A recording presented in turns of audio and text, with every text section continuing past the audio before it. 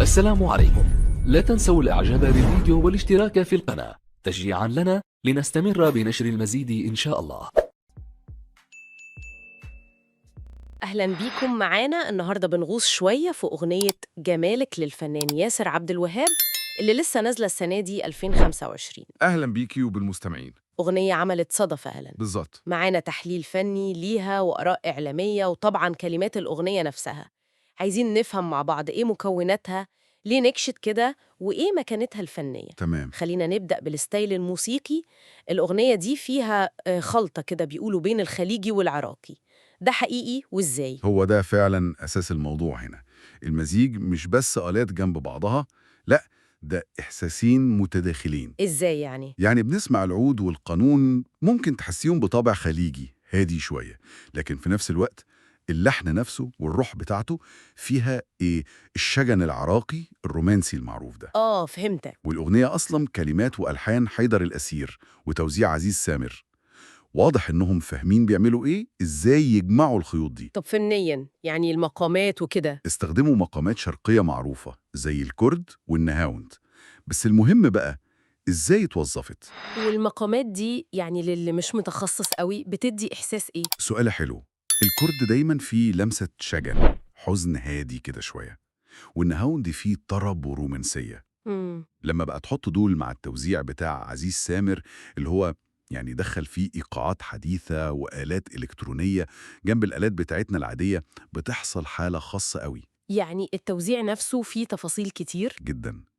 في غنى في الطبقات الصوتية، كأنك سامعة كذا خط موسيقي ماشيين مع بعض. تلاقي الناي مثلا ظاهر في حتة، الكمان في حتة تانية. والإيقاعات الإلكترونية هنا مش مجرد عشان ترقص، لا، هي بتعمل الحالة العاطفية. واللحن نفسه بيتطور، يعني يبدأ هادي وبعدين يعلى ويوصل لذروة درامية ويرجع يهدى تاني. يعني في رحلة جوه الأغنية. بالظبط. التركيبة دي بتشد المستمع عشان فيها الأصيل والجديد، ومفيش حاجة مسيطرة زيادة عن اللزوم. طب وصوت ياسر عبد الوهاب إيه المختلف في أدائه هنا؟ لو قارناه مثلا بقلبي أو حلوة وسمرة. بصي، أداء ياسر هنا واضح فيه النضج، صوته نفسه فيه حنية مميزة، بس الأهم التحكم. تحكم في إيه بالظبط؟ في طبقات الصوت، في النفس، في توصيل الإحساس. ده بيبان قوي مثلا في جملة زي جمالك ورطني. أيوة، الجملة دي لافتة. كلمة ورطني دي بالذات، الطريقة اللي بيقولها فيها حيرة على انبهار على شوق، كأن الجمال ده فعلا ورطة حلوة. فعلا. ولو قارنت بأعماله اللي فاتت تلاقي القدرة التعبيرية عنده زادت، بيوصل إحساس أعمق دلوقتي. طيب والكلمات؟ أكيد عن الحب والجمال، بس هل في حاجة جديدة؟ ساعات الموضوع ده بيبقى مستهلك شوية. هو الموضوع فعلا مش جديد، اللي هو الوله بجمال الحبيبة، الانجذاب ده، لكن طريقة التعبير بصراحة فيها لمسات حلوة. زي إيه؟ زي جملة جمالك عابر حدود الحسن ورطني اللي لسه قايلينها. كلمة ورطني باللهجة العراقية دي ليها ثقل، ومعناها أعمق من مجرد أوقعني في الحب. فيها إحساس بالدهشة، بالاستسلام. صح. أو مثلا من حبك لا أتوب ولا أمل، دي بتدي إحساس إن الحب ده يقين مطلق ما فيهوش رجعة. بس الحالة بتاعته صادقة. ده انعكس كمان على الفيديو كليب، مش كده؟ كان بسيط قوي. تماما. الكليب فعلا بسيط من ناحية الصورة، الاعتماد كله على أداء ياسر نفسه، تعبيراته في أماكن طبيعية مفتوحة، صحراء وشلالات. ده بيخلي التركيز كله على الحالة العاطفية. والألوان كانت دافية. أيوة، الألوان دافية، ذهبي وأحمر، واستخدام الحركة البطيئة في بعض المشاهد عشان يزود الإحساس الدرامي ده.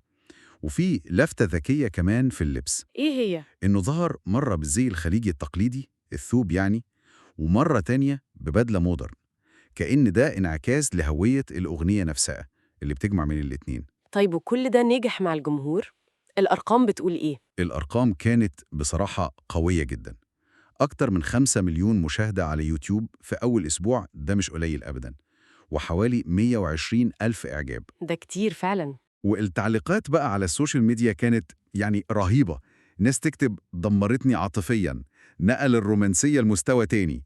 والأغنية انتشرت قوي في تحديات تيك توك بهاشتاج جمالك. ده بيوريكي إنها لمست وتر حساس عند الناس. حتى الإعلام اتكلم عنها؟ أكيد. مواقع زي ميدل إيست نيوز وستوديو 20 كتبوا عنها وركزوا بالذات على فكرة الدمج دي بين التراث والمعاصرة. حتى الملحن حيدر الأسير نفسه علق وقال إن صوت ياسر وأدائه هو اللي أضاف الروح للكلمات واللحن. طيب هل كان في أي انتقادات ولا كله كان مبسوط؟ هو كان في بعض الآراء، يعني مش انتقادات حادة بس ملاحظات. ناس شايفة إن التوزيع يمكن كان مودرن زيادة عن اللزوم في حتت معينة، بمعنى؟ إن استخدام الآلات الإلكترونية كان مكثف شوية، ممكن يكون طغى حبتين على الروح الشرقية الأصيلة في بعض المقاطع. بس ده كان رأي قلة، الأغلبية شايفين إن التوازن كان موجود ومقبول جدا. يبقى الخلاصة إن جمالك مش مجرد أغنية نجحت وخلاص، لا طبعا. هي ممكن تكون بتمثل مرحلة جديدة لياسر عبد الوهاب نفسه، بيقدم فيها نفسه بشكل مختلف، فنان بيعرف يمزج بين هويات موسيقية مختلفة، وفي نفس الوقت النتيجة جذابة للجمهور وبتحترم التراث. بالظبط كده. وده يخلينا نفكر في نقطة أبعد شوية للمستقبل. اللي هي؟ هل النجاح الكبير للنوع ده من الدمج اللي هو مدروس بين لهجات وأساليب مختلفة زي العراقي والخليجي ومعاه توزيع حديث وإنتاج عالي، هل ده ممكن يكون هو الاتجاه اللي الموسيقى الرائجة ماشية فيه الفترة الجاية؟ سؤال مهم فعلا. وكمان هل تفاعل الجمهور السريع واللحظي على منصات زي تيك توك هو ده اللي بقى بيحدد بشكل كبير مصير الأغاني ونجاحها وانتشارها؟ يعني شكل النجاح نفسه بيتغير. دي نقطة تستحق نتأمل فيها.